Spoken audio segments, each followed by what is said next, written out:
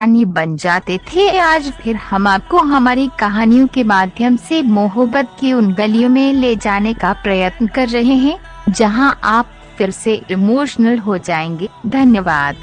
Hindi emotional story बॉच। कविता अपने माता पिता की बहुत लाडली थी। 3 बड़े भाइयों की बहन थी। कोई भी चीज मांगने पर उसी वक्त सामने हाजिर हो जाती। पूरे घर में रौब था उसका। पूरे परिवार और नौकरों पर राजकुमारी की तरह हो चलाती थी।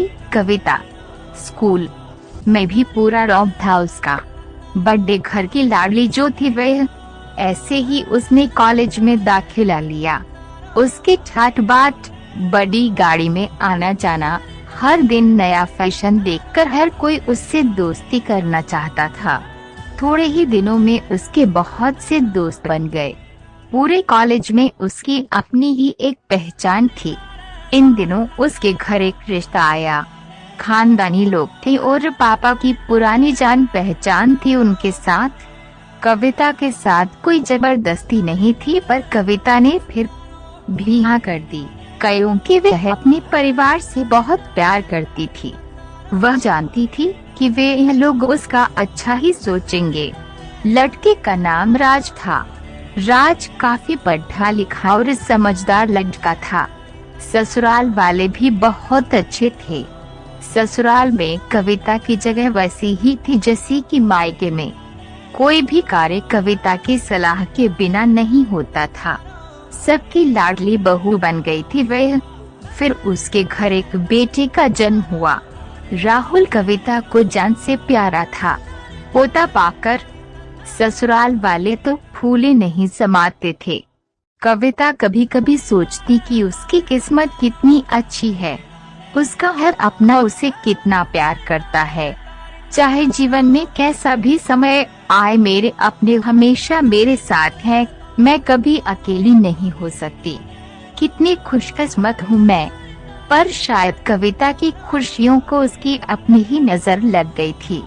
एक दिन वे मायके जाने की जिद कर बैठी। राज को बहुत काम था, लेकिन वह फिर भी उसे ले गया। रास्ते में उनकी गाड़ी अन्य गाड़ी से टकरा गई। कविता, राज और राहुल बहुत बुरी तरह से जख्मी हो गए। काफी दिनों के इलाज के बाद राज और राहुल तो ठीक हो गए, लेकिन कविता पूरी तरह ठीक ना हो सकी। सर पर चोट लगने के कारण वे अपनी आँखों की रोशनी खो बैठी। अब कविता की किस्मत जैसे उलटे पांव चलने लगी। मायके वाले कुछ दिनों तक उसे मिलने आते रहे, फिर कभी कभार फोन ही करके पूछ लेते कि अब कैसी हो। धीरे धीरे ये सिलसिला भी कम हो गया। ससुराल वालों की सहानुभूति भी कम होने लगी। घर में किसी को पास बैठने के लिए कहती तो जवाब मिलता, बहुत काम है, अब तुम भी हाथ नहीं बटा सकती। राज भी चिड़चिड़ा हो गया था। बस राहुल ही था उसके साथ, जिसके साथ हंसते खेलते उसका वक्त गुजरता। एक दिन कविता के हाथ से कुछ सामान गिर गया, जिसकी वजह से राहुल को हल्की सी चोट लग गई।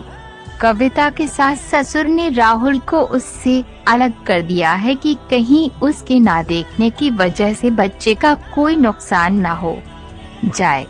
कविता अंदर से टूट चुकी थी। एक दिन उसने सबके सामने मायके जाने की इच्छा रखी तो राज उसे तुरंत मायके छोड़ आया, जैसे कि वो भी यही चाहता था। लेकिन राहुल को उसके साथ नहीं भेजा गया। कविता कभी राहुल से दूर नहीं रही थी, पर अपनी कमी के कारण उसने ज्यादा बहस नहीं की।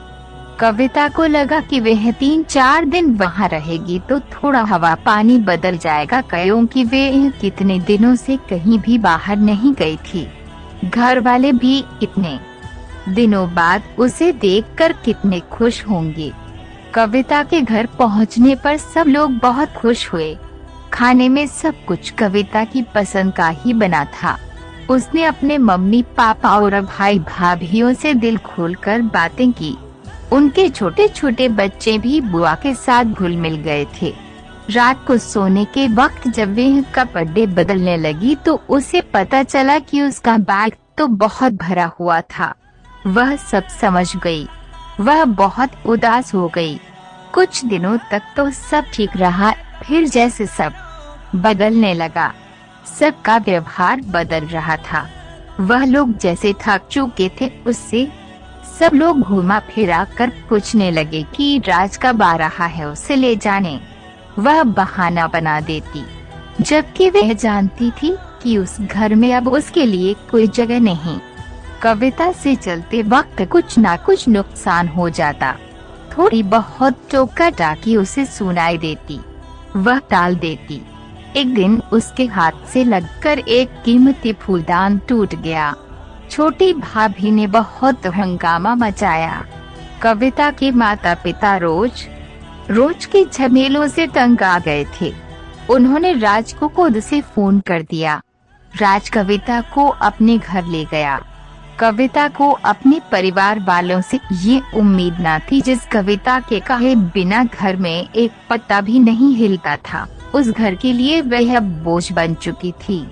राज के साथ ससुराल आते वक्त वह बहुत खुश थी, क्योंकि वह अपने घर जा रही थी, अपने जिगर की टुकड़े राहुल के पास। परंतु ये खुशी भी कुछ पल की ही थी। सारा बंदोबस्त पहले ही किया हुआ था। कविता को सीधे ऊपर वाले कमरे में पहुंचा दिया गया।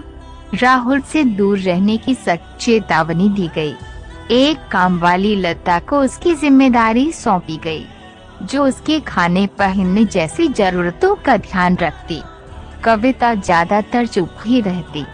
कभी कभी काम वाली लता से थोड़ा बतिया लेती। उसके जरिए राहुल का पता चल जाता। सबकी लाडली बेटी और बहू, सबके लिए लाडली